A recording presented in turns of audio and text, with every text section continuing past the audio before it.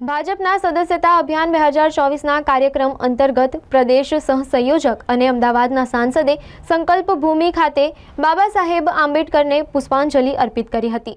Bharatiya Janata party દ્વારા સદસ્યતા અભિયાન 2024 અંતર્ગત સંગઠન પર્વમાં શહેરમાં નવા સભ્યો બનાવવાનું અભિયાન શરૂ કરાશે। ત્યારે આજ રોજ સદસ્યતા અભિયાન 2024ના પ્રદેશ સહસંયોજક અને અમદાવાદના સાંસદ દિનેશભાઈ મકવાણા આજે વડોદરા ખાતે આવી પહોંચ્યા હતા, જ્યાં તેમણે સંકલ્પ ભૂમિની મુલાકાત લીધી હતી અને બાબા સાહેબની પ્રતિમાને પુષ્પાંજલિ અર્પિત કરી હતી। આ પ્રસંગે તેમણે પૂર્વ મેયર સુનિલભાઈ સોલંકી દ્વારા સંકલ્પ ભૂમિની જગ્યા તથા વિકાસ કરાયો હતો તે વાત કરી હતી। સાથે જ આગામી 23મી સપ્ટેમ્બરના રોજ સંકલ્પ દિન નિમિત્તે વધુમાં વધુ લોકો સંકલ્પ ભૂમિ ખાતે આવે તેવી અપીલ કરાઈ હતી। આ કાર્યક્રમમાં તેમની સાથે વડોદરાના મેયર પિંકીબેન સોની, પૂર્વ મેયર સુનિલ સોલંકી ખાસ ઉપસ્થિત રહ્યા હતા। આજે અમદાવાદ પશ્ચિમના સાંસદ ચૂંટાયા પછી પહેલી વખત હું સંકલ્પ ભૂમિના દર્શન કરવા આવ્યો છું।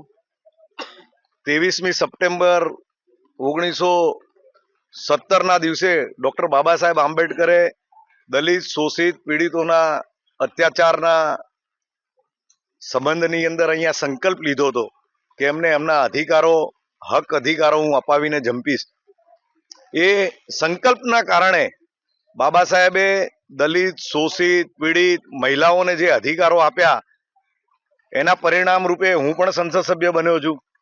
હું આ તબક્કે 2006ના માનનીય મેયર આદરણીય સુનિલભાઈનો પણ ખૂબ ખૂબ આભાર માનું છું કે એમણે આ વિશ્વને, ફક્ત દેશ નહીં આખા વિશ્વને સંકલ્પ ભૂમિ નામની જગ્યા, ડોક્ટર બાબા સાહેબ આંબેડકરની જન્મસ્થળ, એમનું મૃત્યુ સ્થળ, એમની દીક્ષાભૂમિ, લંડનમાં જ્યાં ભણતા હતા એ પંચતીર્થોની સાથે સંકલ્પ ભૂમિનું એક તીર્થ પણ આપ્યું।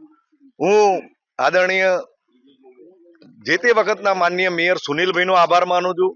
ગુજરાતના ભારતીય જનતા પાર્ટીના મુખ્યમંત્રી શ્રીનો આભાર માનું છું કે એમણે કરોડો રૂપિયાની ગ્રાન્ટ આપીને આ જગ્યાને ડેવલપ કરવા માટે એમણે સંકલ્પ કર્યો અને ડેવલપમેન્ટ કરી। હું આ તબક્કે આજના કાર્યક્રમમાં માનનીય મેયર આદરણીય પિંકીબેનનો પણ આભાર માનું છું કે જ્યારે હું આવ્યો ત્યારે એમણે ગઈકાલે સુનિલભાઈને મારી સાથે વાત કરી એટલે એમણે તરત જ કહ્યું કે દિનેશભાઈ તમે આવતા હોય તો આટલા વરસાદની અંદર પણ માનનીય મેયર, માનનીય અનુસૂચિત જાતિના સૌ કાઉન્સિલરો, અનુસૂચિત જાતિના સૌ હોદ્દેદારો, સંકલ્પ ભૂમિ સાથે જોડાયેલા તમામ આગેવાનો પણ અહીં આવ્યા છે। હું ફરીથી આ સંકલ્પ ભૂમિને નમન કરીને અને આ તમામ કાર્યકર્તાઓનો હૃદયપૂર્વક આભાર માનું છું।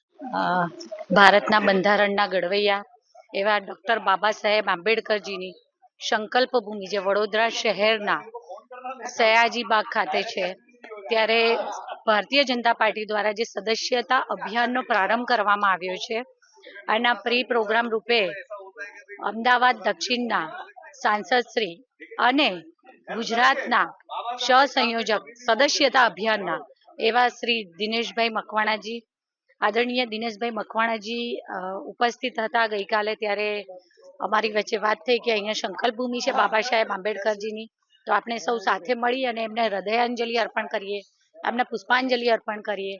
એટલે આજે અહીંયા ડોક્ટર બાબા સાહેબ આંબેડકરજી જેમણે ભારતનું બંધારણ બનાવ્યું છે દલિતો, શોષિતો, પીડિતો માટે, તો સાથે સાથે સમગ્ર દેશની નારી શક્તિ માટે, કારણ કે એ સમય એવો હતો જ્યારે નારી શક્તિ માત્ર રસોડાની રાણી થઈ અને રસોડા પૂરતી અથવા ઘરના ઉંબરા સુધી જ એનું કાર્યક્ષેત્ર મર્યાદિત હતું, ત્યારે ડોક્ટર બાબા સાહેબ આંબેડકર જ હતા કે જેમણે બહેન દીકરીઓને ઘરનો ઉંબરો ઓળંગી અને એજ્યુકેશન પ્રાપ્ત કરવાનું હોય કે પછી પોતાના કાર્યક્ષેત્રમાં પોતે આગળ જઈ અને કંઈક બનવાનું હોય। આજે રાષ્ટ્રના નિર્માણમાં આપણે જોઈએ છે તેમ મારી સાથે મારી સાથી કાઉન્સિલરશ્રીઓ બહેનો પણ છે, શિક્ષણ સમિતિમાં પણ બહેન છે અને હું પણ એક મહિલા તરીકે આજે વડોદરા શહેરના પ્રથમ નાગરિક તરીકે અહીંયા મારી ફરજ નિભાવી રહી છું। તો ક્યાંક ને ક્યાંક ડોક્ટર બાબા સાહેબ આંબેડકરના એ બંધારણને આભારી છીએ। સમગ્ર દેશની નારી શક્તિ પણ આજે કોઈ પણ રીતે પોતાના કાર્યક્ષેત્રમાં જો કામ કરી રહી છે તો ડૉક્ટર બાબા સાહેબના એ સમાનતાના હક અને બહેન દીકરીઓને પણ એજ્યુકેશન અને કાર્યક્ષેત્રમાં પોતાની કારકિર્દી બનાવવાનો હક છે તે બાબા સાહેબ આંબેડકરના આશીર્વાદથી જ છે.